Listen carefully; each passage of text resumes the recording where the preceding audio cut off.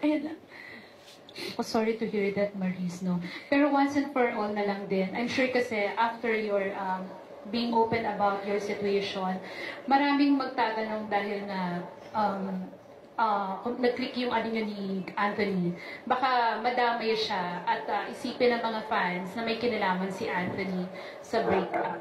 No, Anthony is out of the picture here. It's just mainly me and Rico. Mainly me. I'm the issue. So after this, okay ka pa bang magsalita? Or this is the first and last time na you'll talk about it? This is the only time I'm gonna ever talk about it. Okay. Since, well, we're at it.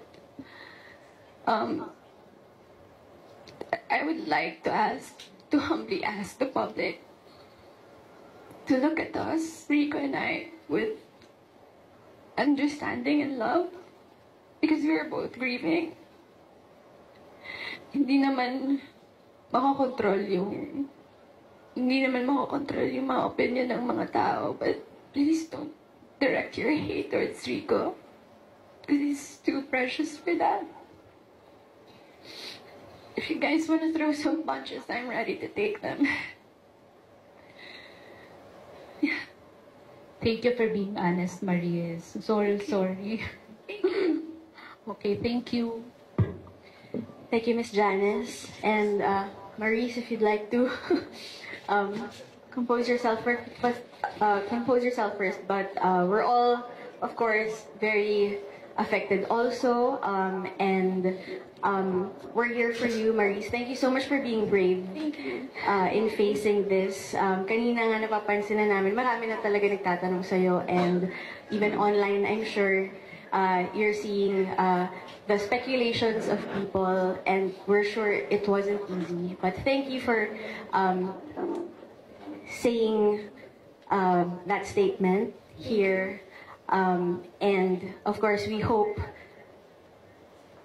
for the happiness for the both of you. Yeah. Yes, whatever that may be at this point in your lives, we both wish you the best. Yes. Now, speaking of wishing you the best, again, we wish you the best in all of your projects, and that includes Maropok AF. Oh yeah, Yes. I forgot about that. So, Ayun guys. again, congratulations. Thank you, VGA. Guys, sana panoorin yung Marapok AF. Available siya sa Ayala Cinemas.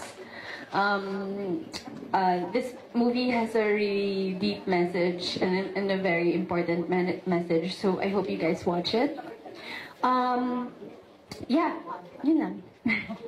No worries. I'm sorry to do this to you, but there's actually one more question. Ano yun? Go lang. One more. Okay. And this will be coming from Mr. June Lalin from Abante. Hello po, Sir June. Alam ko medyo nakakalma. Yeah. May isa pa tayong friend from the media. Actually, lahat kami naiyak.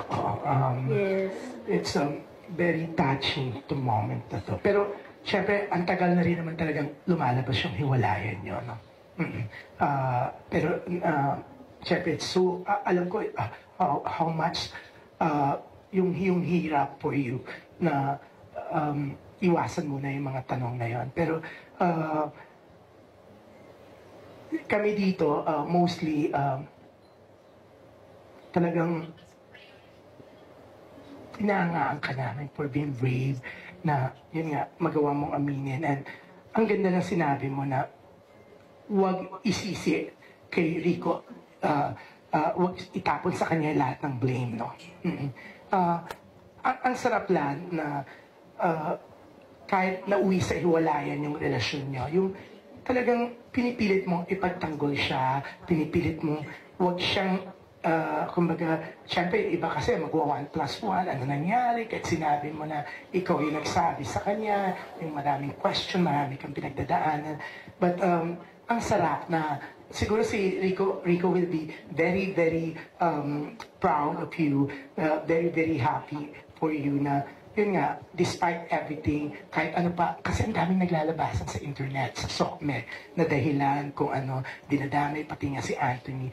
Pero, yan, ang ganda. Oo. Sa tingin mo, anong magiging reaction ni Rico? Or pinag-usapan niyo ba to na, syempre, pareho kang celebrity, nag-usap ba kayo na sige, aaminin ko na, sasabihin ko na wala na tayo. No, pinagpaalam mo ba sa kanya? Ako kasi yung mas active in terms of events, press cons. So I asked him, paano natin to gawin? How will we say it? Sabi na lang na, maybe in one of the interviews, kung may interview. But yeah, he was supportive naman about it. I asked for his blessing na sabihin ko yung totoo. Ang ganda ng sinasabi mo about him, no? Tapos eto. And sa tingin namin, you still consider him as a friend. Yes. Yes. Super. If I could still talk to him every day, I would. Yeah. So, kumbaga, yung magagandang memories nyo, iti-treasure mo pa rin, tini-treasure mo pa rin. Super. Hindi yun mawawala sa akin. It will always be in my heart. Alam mo, kanina, Maris, no, bagong start, feeling ko, magte-trending ka kasi may mga kagagaan, kalokahan kang sasabihin. Pero, eto yata yung unang pagte-trending mo na dramatic talaga.